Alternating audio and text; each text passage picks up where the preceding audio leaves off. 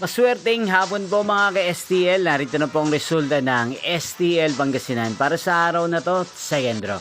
December 21, 2025, araw ng linggo. Naway ang mga natayain niyo pong mga numero kanina ay manalo nawa ngayong hapong ito, 5 PM. Kaya kunin niyo na po ang inyong mga ticket. Narito na po ang resulta. Ang mga numerong nanalo sa STL Pangasinan ngayong hapong ito, December 21, 2025. 5 PM, second draw result 40 at 1 in exact order.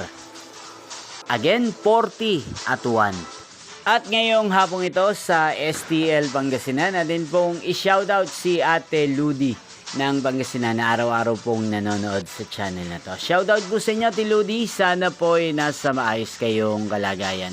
At sa lahat po ng mga taga Pangasinan, shoutout po sa inyo.